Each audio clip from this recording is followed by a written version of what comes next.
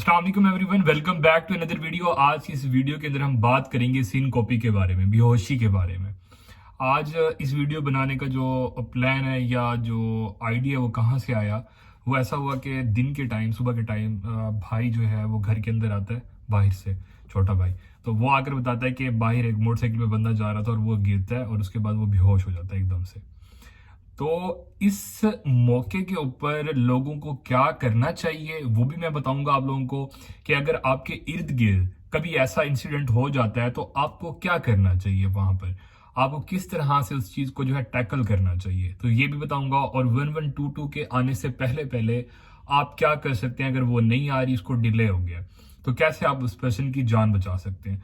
और पीछे जो वजूहात हैं उसको भी डिस्कस करेंगे, और जो हमारे पास पीछे मैकेनिज्म चल रहा होता है उसको भी देखेंगे कि हो क्या रहा है पीछे, जिस्म के अंदर क्या हो रहा है। यहाँ पर इस वीडियो को स्टार्ट करने से पहले अगर अभी तक आप लोगों ने मेरा चैनल सब्सक्राइब नहीं किया तो चैनल को जरूर सब्सक्राइब कर लें, वीडियो को लाइक भी कर लें और शेयर भी कर लें, और साथ में जो बेल आइकन है उसको भी जरूर हिट कर लें।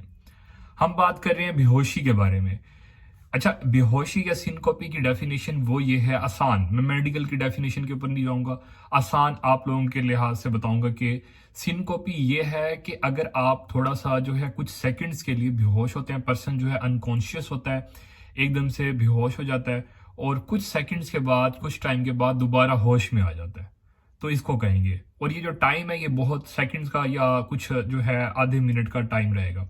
अगर जो है ये ज्यादा टाइम लंबा होता है तो इसकी जो डेफिनेशन है या टर्म है या पीछे जो वजूहात हैं या सारा मैकेनिज्म है वो चेंज हो जाएगा और ट्रीटमेंट प्लान भी चेंज हो जाएगा। ठीक है, तो हम बात कर रहे हैं बेहोशी सिनकोपी के बारे में। अब पीछे इसकी वजूहात क्या है या पीछे क्या मैकेनिज्म चल रहा है, क्या हो रहा होता है। देखिए, अब इस चीज को समझाने के लिए पहले मैं आप लोगों को नॉर्मल बॉडी का मैकेनिज्म समझा दूं।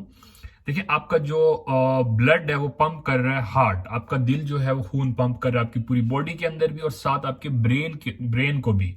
ठीक है, तो नॉर्मल पहले आप लोगों को ये बात देखनी है कि अनकॉन्शियस का मतलब क्या है। देखें, अनकॉन्शियसनेस, अगर नॉर्मल, अगर हम एक जो है आम इंसान इसको समझना चाहे आसानी से, तो आप लोगों को सारा मैकेनिज्म समझ आ जाएगा।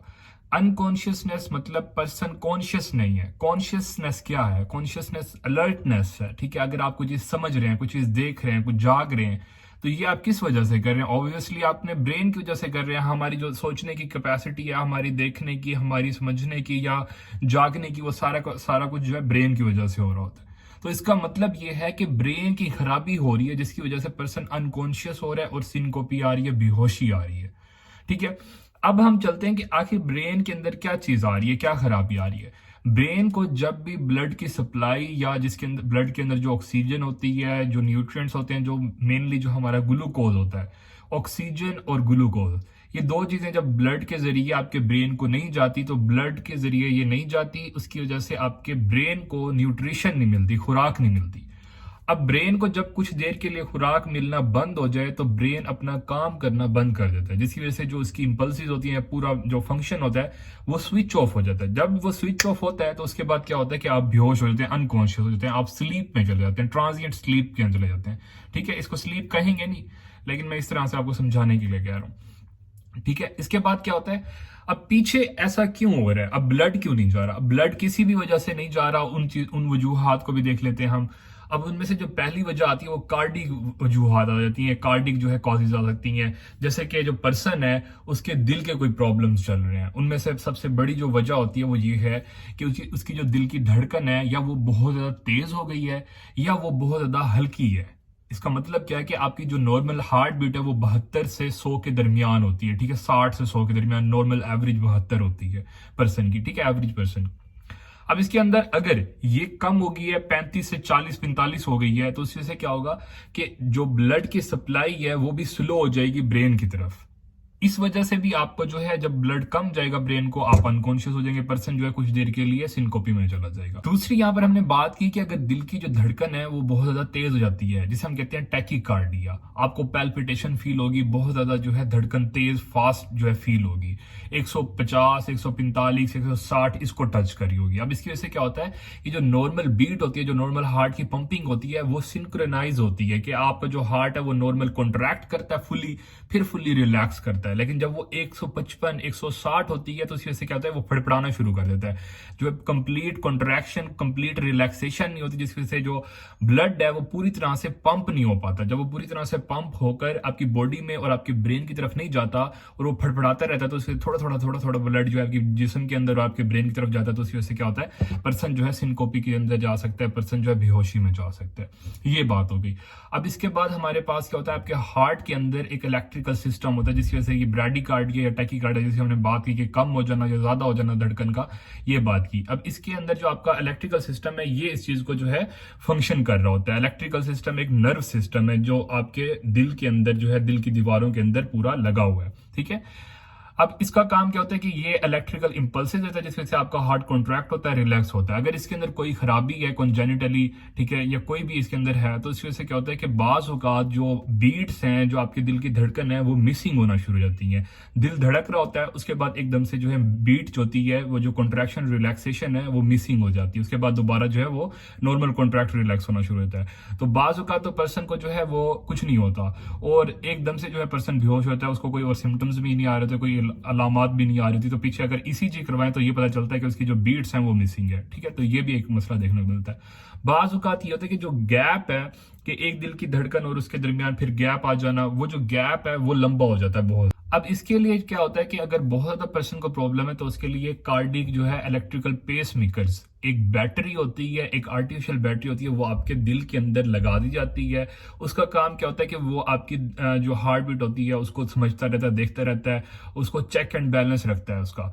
उसके बाद क्या होता है, जैसे ही वो मिस होती है, तो ये इलेक्ट्रिकल जो बैटरी है, ये आर्टिफिशियल जो लगाई गई है आपके दिल के अंदर, एकदम से स्विच ऑन हो जाती है। जब स्विच ऑन होती है तो ये जो है आपको बेहोशी में नहीं जाने देती और आपको जो है इस तरह से आपके जो बेहोशी है या सिनकोपी से बचा लेती है। फिर कुछ वजूहात होती हैं जो कि टेम्परेरी होती हैं और उनके ऊपर जो है टेंशन लेने की या परेशानी की कोई बात नहीं होती। जैसे कि आपको क्या होता है कि बाज औकात पर्सन जो है या बच्चे जो हैं या जो आपके स्पोर्ट्स पर्सन है, वो खेलते खेलते जो है बेहोश हो जाते हैं। तो उसका मतलब ये होता है कि वो गर्मी में खेल रहे हैं, तो उसकी वजह से क्या होता है कि खेलने के दौरान आपका जो स्वेटिंग होती है, जो पसीना ज्यादा आ जाए, तो वाटर का लॉस ज्यादा हो जाता है, तो बीपी लो हो जाता है। तो ब्लड प्रेशर लो होने की वजह से, या फिर जो है ब्लीडिंग ज्यादा हो गई है, या पर्सन का एक्सीडेंट हुआ तो उसकी वजह से, तो ब्लीडिंग ज्यादा होने की वजह से जो आपका, या फिर आप कोई जो है जैसे शुगर के मरीज ग्लूकोज के लिए जो है कम करने के लिए जो है ऐसी मेडिसिन ले रहे होते हैं, जिसकी वजह से जो है उनको पेशाब ज्यादा आता है, तो उनका जो है ग्लूकोज उसमें से पेशाब में से जो है रिसता रहता है और बाहर निकलता रहता है। इस तरह से उनका जो ब्लड का ग्लूकोज लेवल होता है वो मेंटेन रहता है,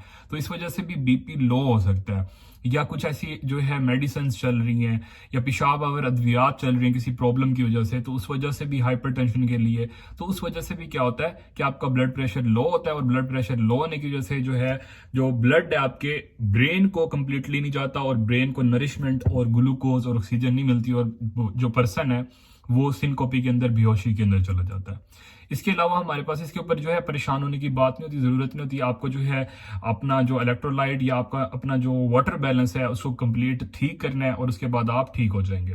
तकरीबन हर 7वें बंदे में से 2 बंदे जो हैं वो हमारे पास सिनकोपी का शिकार होते हैं, वो जो है बेहोश होते हैं। और हर पर्सन जो है अपनी लाइफ के अंदर एक मरतबा जो है वो जरूर बेहोश होता है, किसी भी वजह से, नॉर्मल किसी भी वजह से, वरना वो देखता जरूर है किसी और को बेहोश होते हुए। तो आपको जो है इस मौके के ऊपर क्या करना है, एक तो आपको वेट करना है कि पेशेंट जो है वो खुद ब खुद कॉन्शियसनेस में आ जाए, खुद ब खुद जो है होश में आ जाए। तो इसके अंदर यूजुअली यही होता है, सिनकोपी के अंदर पर्सन जो है कुछ सेकंड्स के बाद होश में आ जाता है। दूसरा, आपको जो है उसको जगाना है और उसको जो है टैप करना है, या उसको जो है इस तरह से हिलाने की कोशिश करनी है, लेकिन आपने उसको पानी वगैरह नहीं पिलाना। बात ये होता है कि पर्सन को जो है जूस पिलाने की, पानी पिलाने की जो है कोशिश की जा रही होती है, उस वजह से क्या होता है कि जो पर्सन है वो क्योंकि अनकॉन्शियस है और वो पानी नहीं पी सक रहा है, क्योंकि उसका जो ब्रेन है वो एक्टिव नहीं है और वो आपकी बॉडी को कंट्रोल नहीं कर रहा उस पर्सन की। तो अगर आप पानी पिलाएंगे तो हो सकता है वो उसकी हवा की नाली में चला जाए और उसके फेफड़ों के अंदर इन्फेक्शन कर दे। बाद में पर्सन जो था वो पहले ठीक था, आप उसका बेड़ा गर्क कर दें, तो ये भी हो सकता है। इसके अलावा ये हो सकता है कि चोकिंग हो सकती है पानी की वजह से, अगर वो लंग्स के अंदर बहुत ज्यादा चला जाता है तो इसकी वजह से चोकिंग की वजह से जो है पेशेंट जो है मजीद कॉम्प्लिकेशन के अंदर जा सकता है, और जो पेशेंट की हालत है वो उसी टाइम जो है बहुत ज्यादा क्रिटिकल हो सकती है, बहुत ज्यादा डेंजरस हो सकती है। तो ये हो गया। दूसरा, आपने ये करना है कि पर्सन जो है अगर बहुत ज्यादा लंबे टाइम के लिए बेहोश हो गया और वो होश में नहीं आ रहा, आप उसको उठा रहे हैं, जगा रहे हैं, कुछ मिनट्स हो गए हैं, तो आपने आप देखना है कि ये पर्सन जो है अब इसकी हालत जो है या इसकी जो पीछे कॉज है वो डिफरेंट आ गई है। तब आपने क्या करना होता है कि आपने ABCD करना होता है। किसी और वीडियो में मैं इसको तफसील के अंदर जो है आप लोगों को समझा दूंगा। तो ये थी हमारे पास आज की वीडियो। इंशाल्लाह मिलते हैं आप लोगों को नेक्स्ट वीडियो के अंदर। तब तक के लिए अल्लाह हाफिज। Thank you so much for watching my video.